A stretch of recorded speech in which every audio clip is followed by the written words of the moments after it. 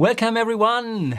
Welcome to the Foundation for the Study of Cycles. My name is Lars von Thienen, and welcome here every week.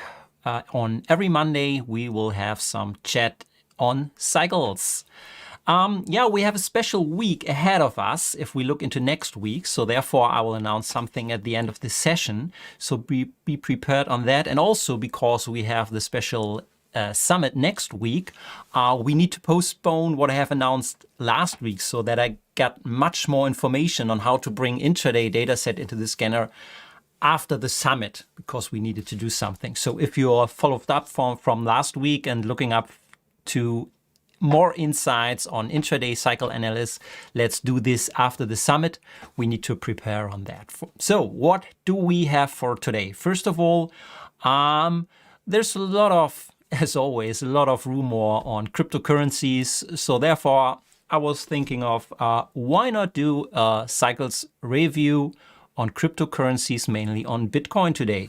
Not only reviewing the cycles, also to learn something how to apply cycle analysis. So while I will now pull up Bitcoin as key crypto asset, I will pull you through some ways how to apply digital signal processing and the cycle analysis to this asset class. And let's see what the cycles tell us, what they did in the past, how you should work with the kind of cycle analysis tools if you're interested in this kind of assets. And that's the purpose for the first 15 to 20 minutes as always. So that's the key topic for today. Let's review cycles on Bitcoin cryptocurrencies. Second, as we then run into the special week next week, I will focus on your questions for today as a key topic. And as a closing note, that's it for today. All right. So as always, feel free to drop your questions here or wherever your screen is located, so that I can monitor what you're interested in while going through the session. Okay, let's get it started. So we will dive into our browser, and therefore we will open up our cycles application. So first of all, and that's another reason why I will pull up cryptocurrency and this asset class for today, is if you have a look at our ideas section where members can share their ideas, there's a lot of noise around this idea, which was brought up, I think it was already mid-May, so it's now more or less 1 month ago. There was this idea around when will it bottom? So I think, and we see that there's a lot of interest in this analysis, in the cycle analysis, which is moving into the bottom area here. But I don't want to go into this special idea. You can review this idea on your own anyhow if you move to the ideas section on our site. I want to jump into the Bitcoin dataset right away with you. And if you're new to this channel and application, what we always provide is that you get quick access to different public available datasets. So for example, if you want to pull the dataset from Yahoo Finance, you can do with any dataset. You just need to move over to the Yahoo Finance site. In this case, I've just opened the Bitcoin on Yahoo Finance, and then look out for the symbol, the short symbol ID, which is here, then found in this area. And then you can pull this dataset ID over into the cycle scanner, which then allows you to bring up this dataset. So this is how it works if you want to analyze some datasets. So let's now do it. We will move to the cycle scanner. We will enter Bitcoin USD and add the short code for getting this data from Yahoo Finance. And then our cycle scanner is loaded with Bitcoin versus the US dollar. So before we move into whatever cycle analysis, let's see how the data looks like. And the first important point to make here is that if you see such kind of data set, which is shown here, it looks with a very parabolic move. So we have the option to plot this in log scale. So this, at least from a visual perspective, gives you a little bit more visual help to see the turns if we have these huge amounts of price spectrum here. So you can switch between log scale on and off, but that's not the important point I want to make for cycle analysis. You need to be careful if you see this kind of data set, which is quite parabolic move. In most cases, you need also to add more data. Otherwise, it's hard for whatever digital signal processing you're using to detect any cycles. So that's the first point to make. And then before we start with the current situation, which is out of interest, we need to monitor whatever data set, and also for Bitcoin for a longer period. So you need to get a feeling about how the cycles in this data set morphed and evolved over time. So you should never jump into a kind of data set where you have never done cycle analysis before. Turn on your cycles engine, whatever, for example, what we use in the foundation, and then you see maybe a cycle popping up from the engine, and then you start trusting this cycle. You have never analyzed the data set before, you've never seen cycles in this data set before, then you should not use any one-time analysis you are doing. So you need to get a feeling about the data set, the asset, and the cycles in the asset of your interest. So therefore, before you start to use cycles for projection or your own additional analysis you will then put on top on cycle analysis, you need to have a feeling for this data set in regards to the cycles which have been found before today, or you should be aware which cycles have been active just for the last, let's say, 6 months. So you are aware of what the current beat, the harmonics, and the active cycles have been in this data set. Then you get a feeling and a sense which cycles have been active in the past, which gives you much more confidence than if we go then into today's analysis. If these are just cycles which have never shown up before in this data set, then you should be very careful with this kind of analysis result.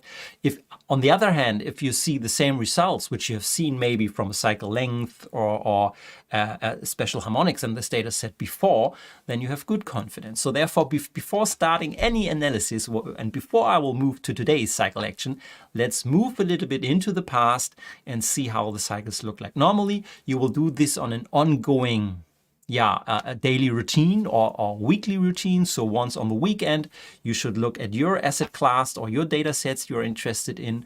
Always do the cycle analysis and review how the cycles change, how the cycles morph, and then you get a little bit of comfort for this data set. Okay, so let's do this with our Bitcoin here. So therefore, I will just load more data here on the screen.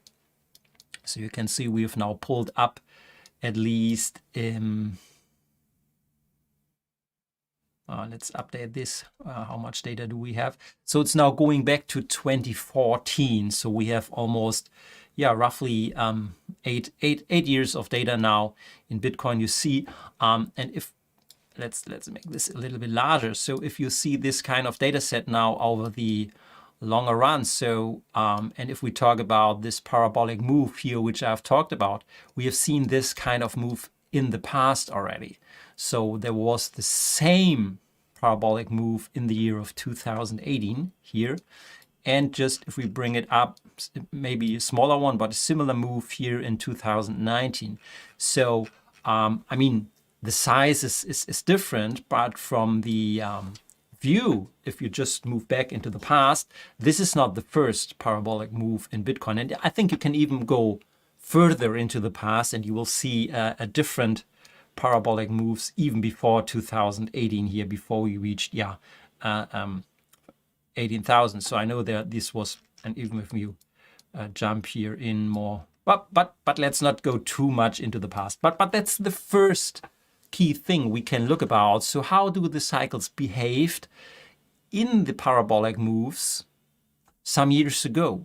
So maybe we can find a clue, or maybe we find a kind of rhythm when these parabolic moves seems to appear, or whatever. So, but first we need to do our homework on how the cycles in the past appeared in this data set. So therefore, let's try to find now a range for our in-sample analysis, which might makes sense. Yeah, because in the first sentence, you remember I told you just looking at the current parabolic move with not so much history will bring wrong or not the right data for digital signal processing. It's not that I want to fit something here, but you need to be aware that digital signal processing needs some cycles in the data series to get valid results. Yeah, so therefore you need to check that the data set you are throwing in the engine and whatever digital signal processing engine you use, they will all work in a similar way. You need to be sure that there are cycles in the data set. If you just have one parabolic up move,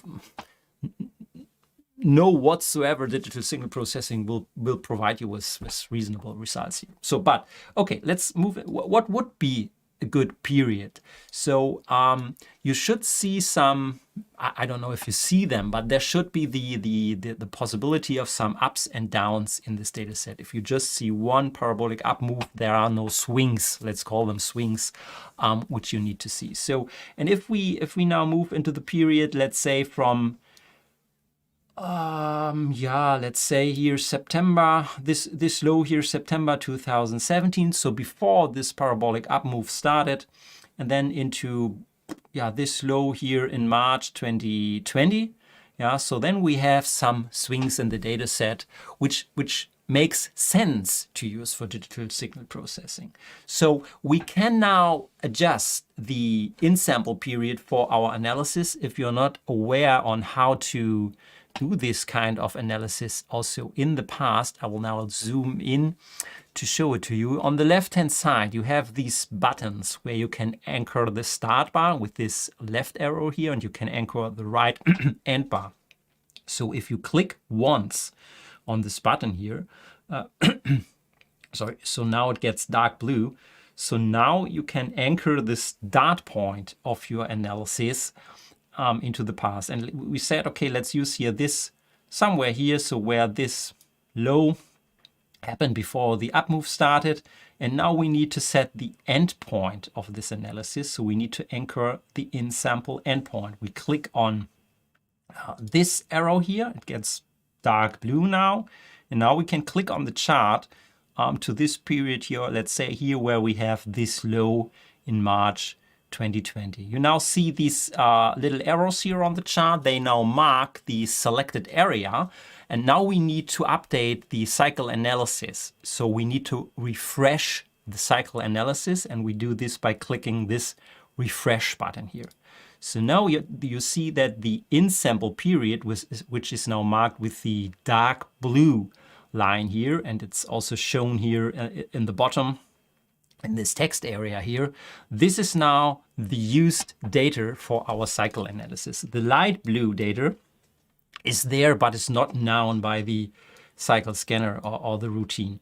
So this is what I would call a valid data set to use for analysis of some reasons here. First of all, it contains around 900 bars, so 900 data points, which we are using here for the cycle analyzer.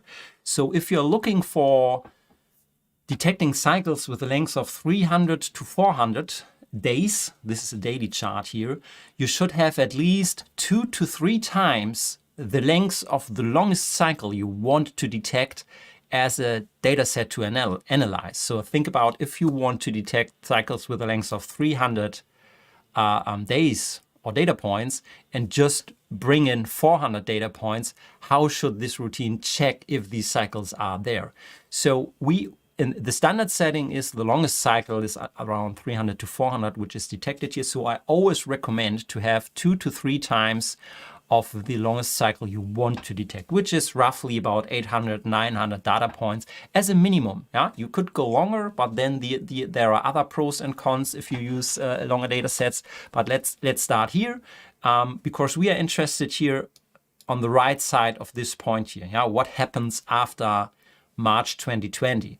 And if you go too long into the past, you do a lot of research on the data set, but this might not be useful for projecting into the future. So you need to also think about what's the purpose of the cycle analysis you're doing here. So our purpose is we want to get a clue on what cycles are maybe in this period. Therefore, we have chosen, with putting our brain on, what period we use. We need some swings in the data set we put in here. That's okay. It's not just one parabolic move.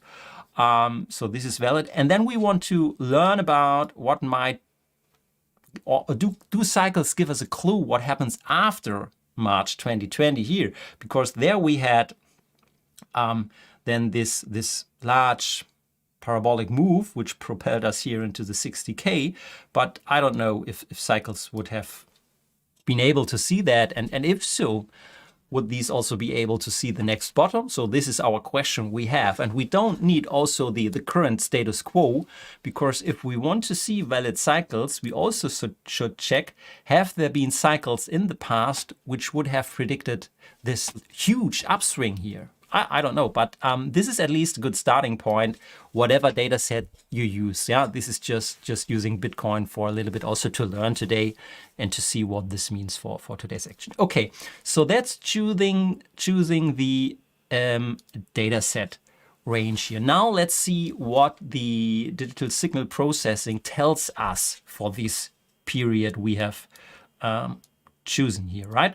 So as you know, we always have a kind of look into the spectrum chart, but I think let's check what we have selected here. Yeah, okay. There are different settings here. Okay, it's the average power spectrum. Let's start with a simple amplitude spectrum. This is pure basic spectrum analysis. It's not a big difference, but I will come back to this in a second here. So now you see the peaks in the spectrum here, where we look for the largest peak. So this, at least from an amplitude, this is a peak with the highest amplitude. It has a big triangle, which means it has high strength. So the influence on price is high with this detected cycle here, and it's green. So the Bartels test, which is a statistical test for significance of this cycle, also performed well. So these three indications is what we use to select the cycles out of this spectrum. We might have these other twos here with one with a length of 148 and 190. Yeah, now 148, 190, which we could add then to the mix. But anyhow, we should start with the length of 273 at the first cycle. We can also look it up here in the list. And that's the reason why it might not show up here on top of the list, because the list here is sorted by strength. But this is the highest strength here, but it's a very small cycle in regards of length, and the Bartels score is low. So that's why I always start with a visual look on the spectrum, where I want to look for clear peaks in the spectrum diagram. Which brings you from a visual point of view right through this cycle here with a great Bartels score, because this was the green triangle. It still has a very good strength score, so compared to the other ones, which are 7 something, so this is 6.9, which is still good, and a very high large amplitude. That's why it's standing out. And I always, you know, if you're interested in this daily range, I want to get a first clue on the longer term active cycles. Before I drill down into shorter cycles, I want to understand what's the key rhythm, the main rhythm of the longer cycles. So therefore, I always like the longer term cycles which have been detected here. So that's why I would choose this as the cycle to start with here. And then from a visual point of view, you should check how this correlates. And let's switch out the light blue data here. So this is just the data now here. So this fits here with the first parabolic move here, then the down move, then at least with this, so the second at least shorter parabolic move here, and then this low, and then let's see how the cycles then continued here from March 2020. So this is how the picture would have looked like exactly at this point in time, not knowing any future data, and it's not visual here. So second, now to make this, to fine tune this analysis a little bit more, the key way is now at the one with the lengths of 190 and 148. So these are the next two peaks here in this spectrum. Yeah, so let's do this quickly. 148, which is even a higher strength score, still a good Bartle score. So this is a valid one to pick, and the 190. So this is, and I would stop by selecting the most important 3 cycles here. Maybe a maximum of 5 cycles, but don't overdo it or overfit it by selecting all cycles. It would look good in the past or on a dataset which you have analyzed, but you need to get a clue on the key cycles which are active. Anyhow, you won't get any clue for future projections because then you select too much cycles anyhow. So these are the 3 I would always start with, and then check for the behavior in the past. And always, I think you know about this in this channel here, we are not so this composite plot here, what we see on based on now putting the cycles on top of each other, is a composite projection of these 3 selected cycles. So what you see here is a sum of all 3 cycles on top in respect to their specific phase. So their timing when the next top and low comes. And this is a plot where you should not pay attention, because this is maybe here seen in this area, to the amplitude or the magnitude of the move, because cycles don't predict price ranges. Cycles give you a clue on timing, so when the next important turning points might happen in regards to time, not in regards to price. So therefore, you should always check these turning points, which are seen here in regards to time. Yeah. So this was a high here happening in July 2019, and we had a low here in at these 2 points here. Or let's visualize what I'm talking about. So this was the low. Yeah. Then let's just choose another color. Projecting this up move here. I don't know, still green. Okay, so this was the high, then the next low was projected here. So this was the down move into this area. And then the next key high was from a timing perspective here. So that this means on a chart here. So this upswing on the cycle projected or resulted in a sideways moves in the market, which could happen. So a sideways move is still valid. Then it projected a top here, and then there could be a low here or here. So either there. So this was a good low projection here in this turning point, or even we see it from here to this point here. So either way, sideways or down. So this was the projection from this to here, and now then the next upswing was then moving into this area here where we had this high, and then this low was seen more or less here. So a down move here to here, and then the upswing to this here. So this is how you can cross-check the behavior in the past without ignoring a little bit the amplitude, which is not the most important point here. And now let's get to what we are interested in. So now let's move forward in time. So this is today the point of our analysis here. So from the cycles projection here, it looks like maybe this is a low here, or we see an up cycle now getting into play, then followed by a down cycle here. So this is to read the current projection, and now it would be interesting to turn on how the price looked into the future anyhow. So and then that's the next important learning here. Even if you could plot the static projection a long way into the future, you should never look into too long into the future. So the key points are here. So by doing this on the 20th of March here, so that we see here, okay, we have a low, and the next projected turn was here. So this projected an upturn here, and latest in May, we needed to update our analysis anyhow. But here you can see how we have been able, by just using these 3 cycles, the upswing was,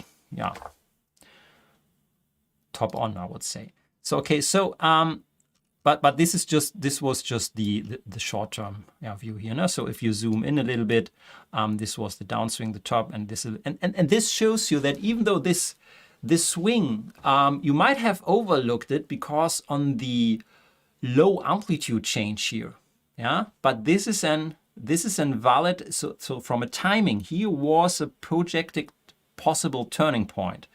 the amplitude which happens in price is then also related to external factors like the emotional happenings in different series, then which we can't predict with cycles, or you need to other data sets to affect it. But so therefore, even on the composite, there was not a huge swing. The timing points have been clear.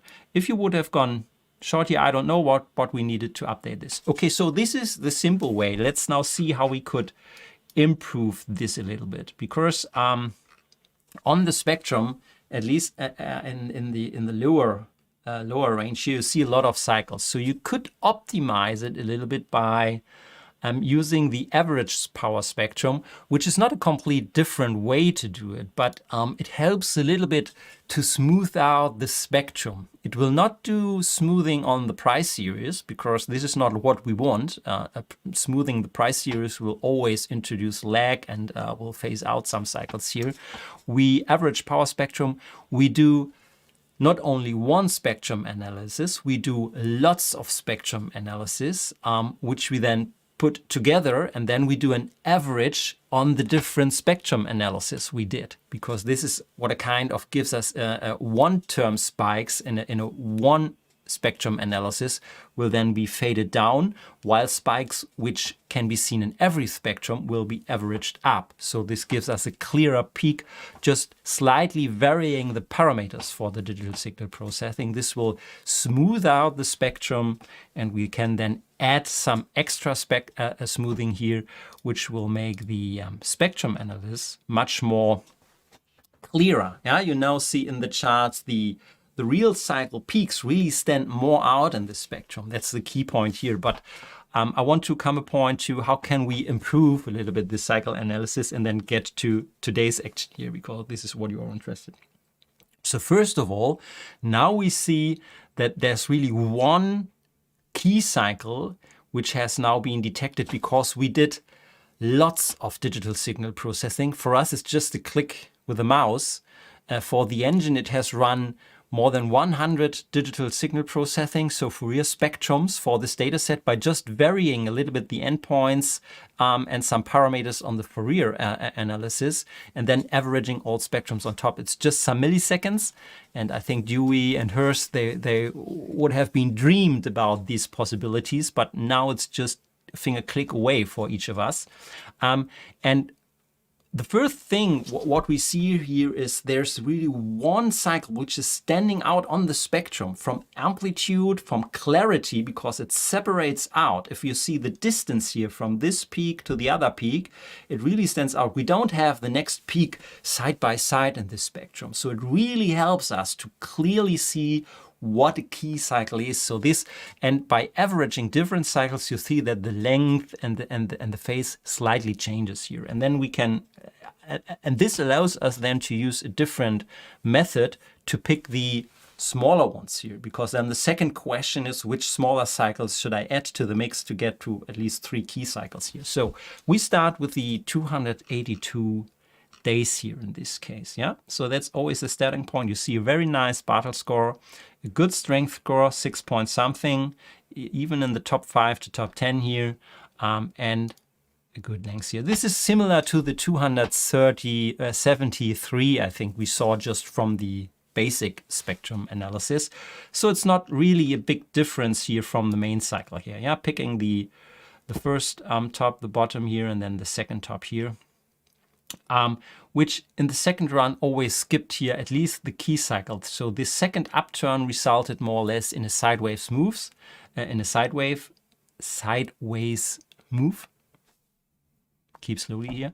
And this is then what we can learn now, looking more into the future. But before doing that, we need to understand, okay, what are the other cycles I should add here to the mix? And if you see this clear peak here, now our question is, should I pick this one here or this one or this peak? So then you could use the theory of harmonics. So cycles have a relation to each other, or at least, or it's similar to music. If you hear music which sounds good, there is harmonic in the single keys which have been pressed on the piano. So they have a harmonic relationship. That's why the music sounds good, but I don't want to get too much in the theory. So whatever data set, the key cycles often, or in most cases, have a special relation to each other. So, and that's the lessons learned if you follow Dewey, Hurst, and other key experts on this track here. So not only just you looking stupid on the spectrum and picking some peaks in the spectrum, as we have seen the clear peak we should use then let's look for harmonic relations in this spectrum here.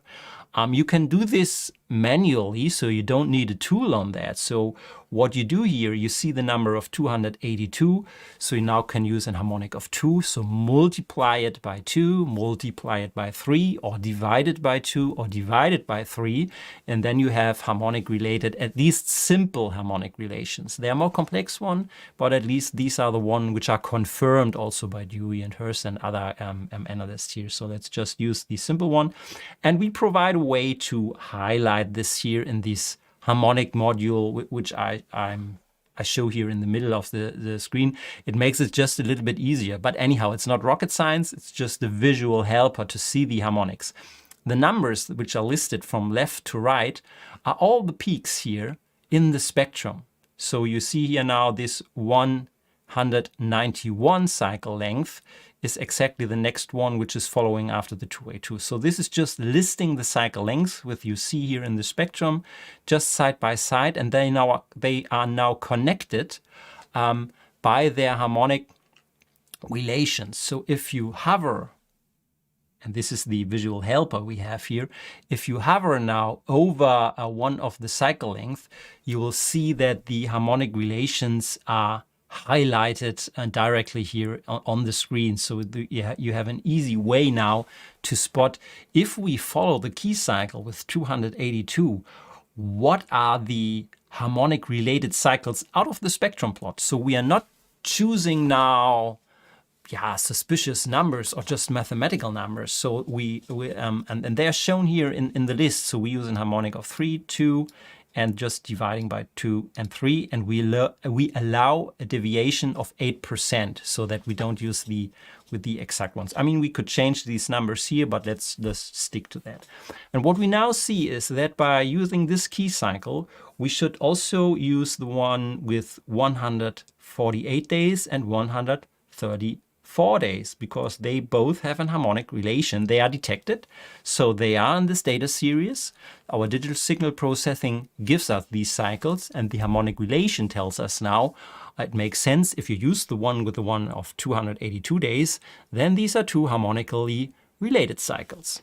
So let's pick these two cycles out of the data set here to generate our composite here, 148, and the other one was 1, 3, I've picked the wrong one, 1, 3, 4 here. These have been the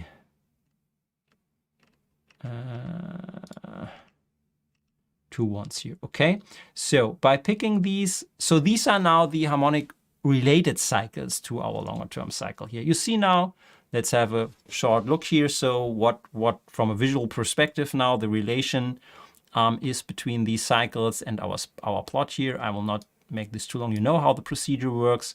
You can now connect the swings here on our price chart. Bottom, top, bottom. Yeah, oops, and sorry, and see that it works. But I don't want to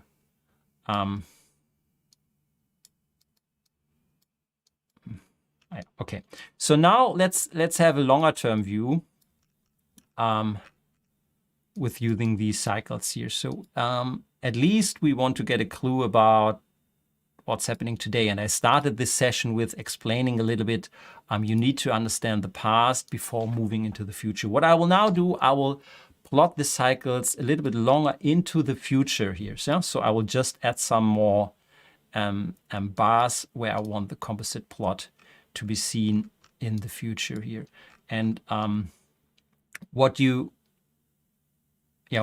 see from this data set, at least from this analysis here, is let's get into the past here so that you see at least what I wanted to show here is that these are these or let's start with let's start with this key cycle here before going into the harmonic relations here. And they are not seen very well here, but I showed you, or I told you, that these are already parabolic moves here in the past, just looking at the price here. And we see these moves happening here and here. And then this one was skipped, but this low here gave the next starting point, to say it this way, and this low gave this starting point here. So this is what we have learned from analyzing the past. So if we know this behavior from looking at some years in the past, how this happened, then, and I said, just look, 1 or 2 cycle turns into the future, not more. So even though I added more points, we have a very long-term cycle here. So the next turning points have been here, maybe then here, but we know from the past that these ones here is more a sideways move, or at least if this key cycle then used this sideways phase here as it did from here to here. So this downtrend was then a sideways move as it and then resulted from here in an upswing. So this is what I'm meaning with learning from how these dominant cycles worked in the past. So we have not put this light blue data into the mix here. So this is just if you understand how this long-term cycle behaved in the past. So one was skipped or then resulted more in a sideways move, and the next bottom then kicked off the next parabolic move. This happened once, twice, and just in, when was it here? In March 2020, we could see that if we wanted to predict the behavior of this cycle, this is what happened in the past. So we have been on alert to look out, or let's clean it up here a little bit. At this point in time here, so September 2020, this was the point where next parabolic upswing could start, just learning from the past of this long-term cycle. And this is not looking very much into the future. This is just the next important 2 swings which start here. And then you can add the shorter term cycles here a little bit into the mix, where you can see at least, this is then the sideways move here. So same projection as the cycles before, sideways move into this area here, kicked off the parabolic move.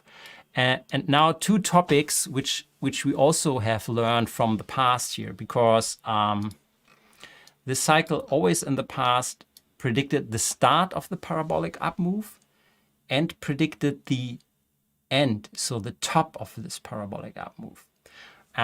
So by just using data until 2020, March 2020, and looking or learning a little bit from the past dominant cycles, this would have been one scenario we should have been aware of at the point in 2020. So look out for still continuing sideways move into the area of September 2020, where a next upswing could start. I mean, we never know that it will, but if it will, so we have then been aware of this timing point. This is what cycles would have given us in March 2020. So we would have been aware of September 2020 for a possible point where the next upswing can start.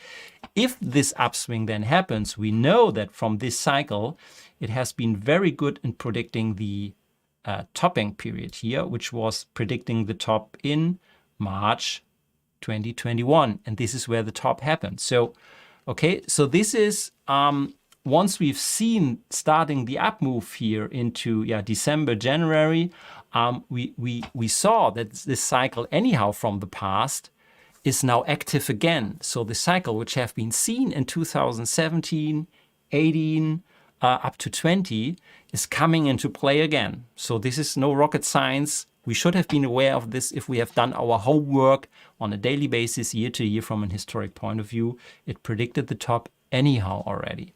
So what we are now interested in, what is with the possible bottoming of this cycle here. So now and just for fun, let's look into the future.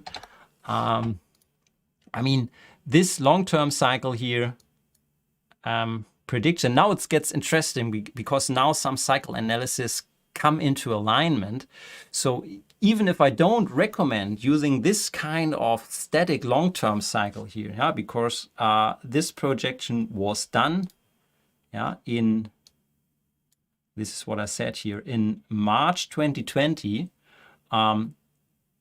predicting the next parabolic up move from what I explained here from September 2020 into March 21, and then maybe going down into June 21. So this is where we are today. Yeah. So at least this static projection, which and the key point I wanted to make is you could have learned that this cycle with a length of 280, 270 was a valid cycle. Then you should learn how this cycle behaved in the past. So it always predicted the start of a parabolic upswing.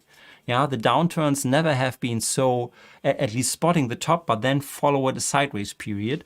So what could follow now is one, and this is what you also, so now let's move more into the future.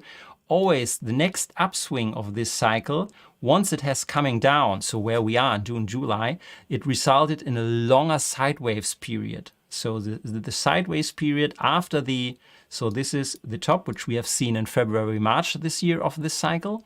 Then the cycle predicted a downswing, which we have seen from 60K to 30K, which is similar to here. And then the next upswing always resulted in a sideways move until the next cycle low. So this was the same here. So it predicted, then the low predicted the next big upswing. And then once we have come down, we moved sideways until the next starting point of this parabolic upswing here. And if this will repeat this pattern, so as it did the last time, this will tell us that we might have approached the bottoming phase somewhere here in June, July, but then we should expect for the next cycle more a sideways move before the next parabolic move will kick in again. So don't expect the next parabolic upswing happening soon.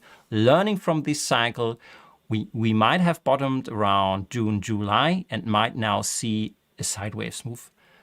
Learning from historical cycles. We could update this now with today's data. So therefore, you always need to put the current status quo into account.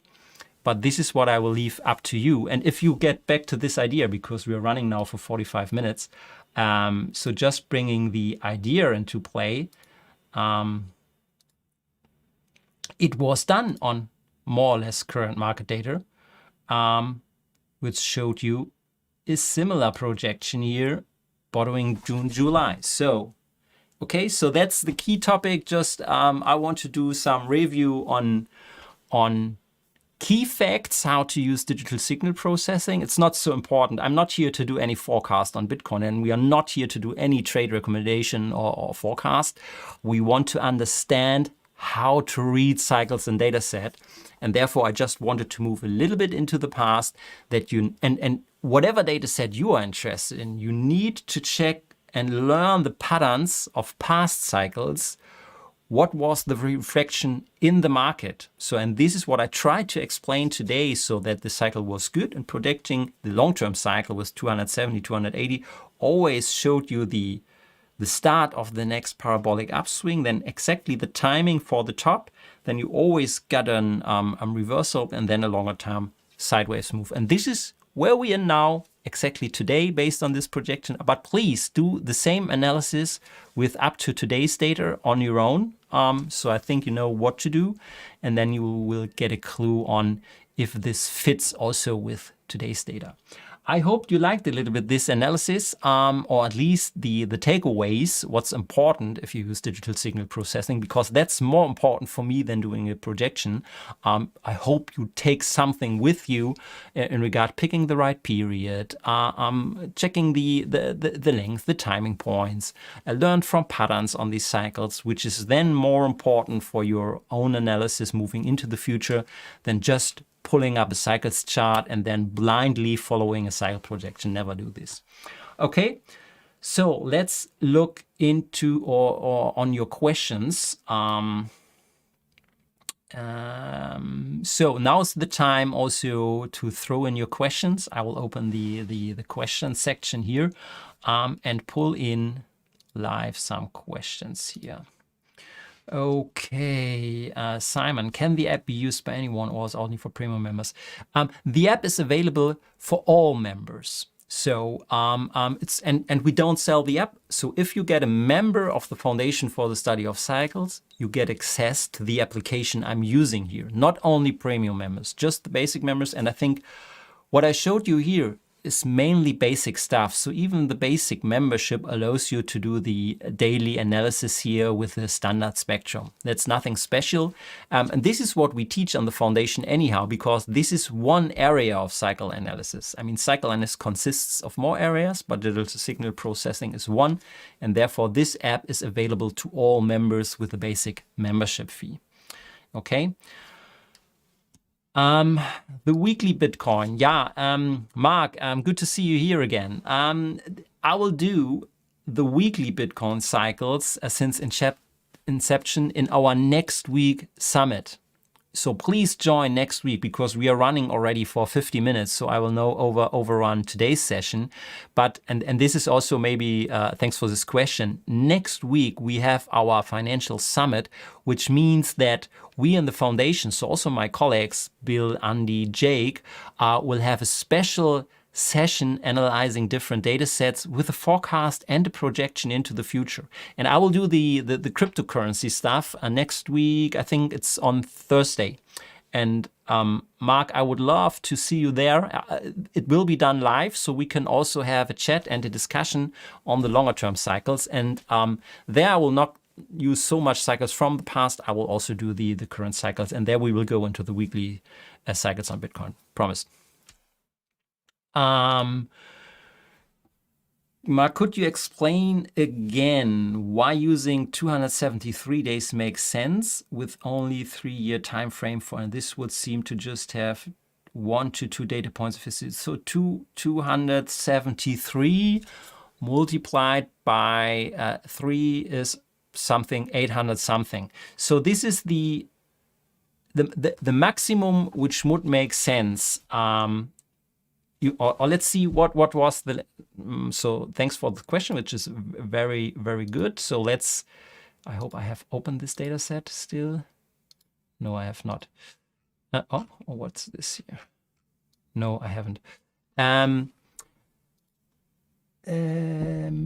So then getting back to your question, sorry for that. So using 270 something days, you need to have at least 3 multiplied by 3 is something like 800 data points. So we need to have 800, 900 data points. And I think this is what we had in the analysis I did. I think there was 900 something days.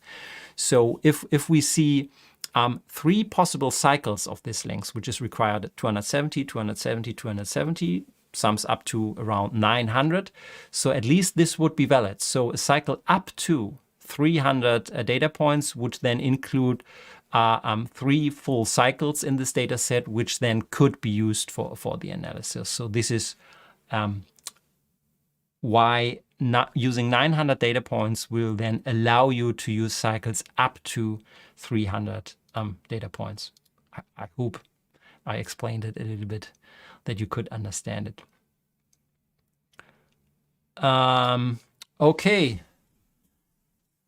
Everything is, I think Mark also did the analysis, Mark Jackson, but okay, I like cycles with Mark. Yeah, Mark, also good to have you back here again. 273 is actually 295.3 days, 10 moon cycles. So this is then, thanks for bringing this up. So, and you've seen that the cycle with 273 was shown on the basic spectrum.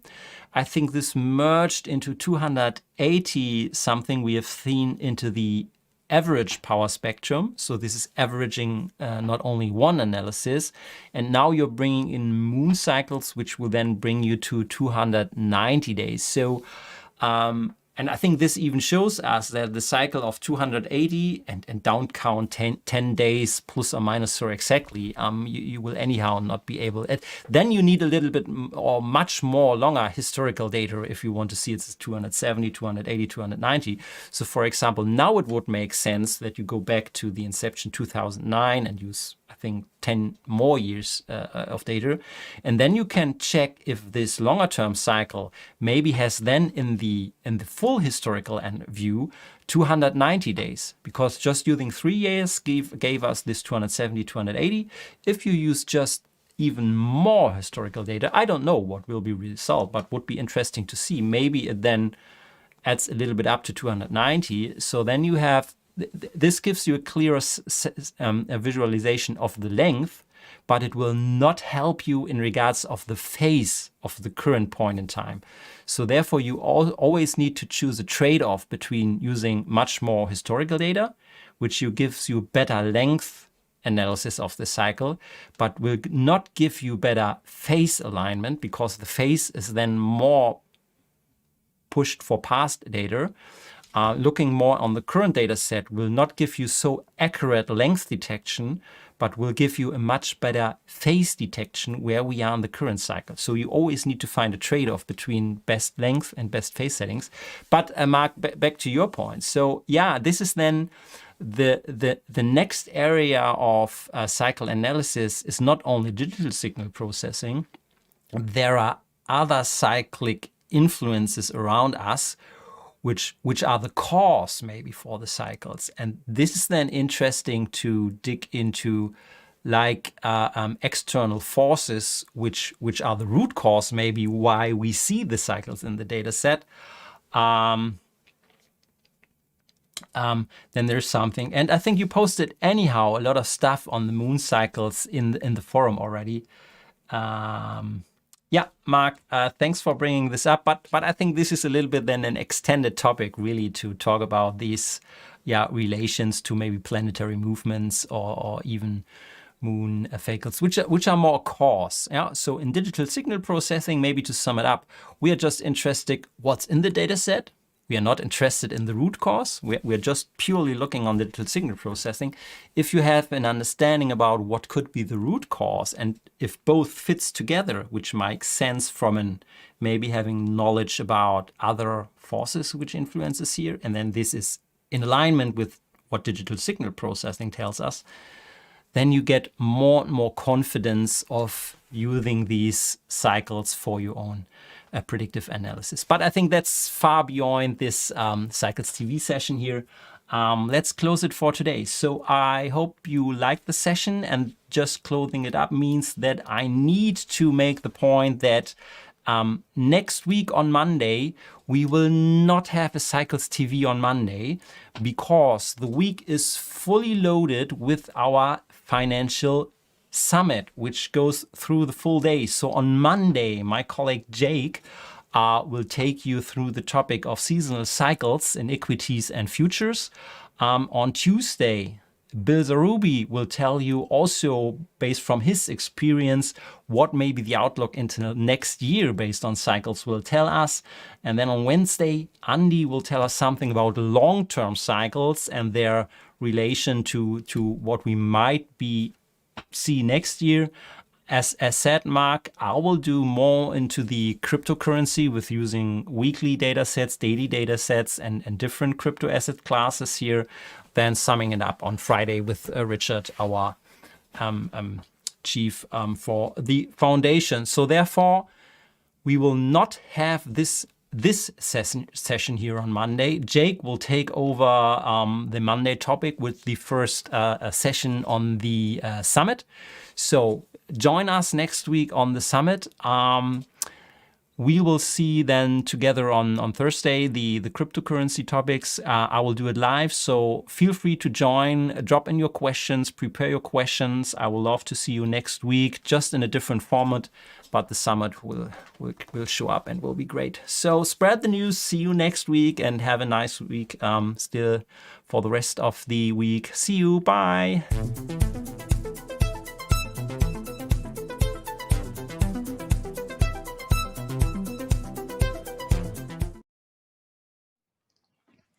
Hello, I'm Dr. Richard Smith, the Chairman and Executive Director of the Foundation for the Study of Cycles. I hope you enjoyed our presentation. I'd like to ask that if you're not a member of the FSC, that you consider joining so that we may continue to bring you high-quality cycles analysis research and programs like this. If you're already a member, of course, thank you. Would you please consider making a donation to the FSC? We are a not-for-profit organization, and your donations and membership fees are tax deductible.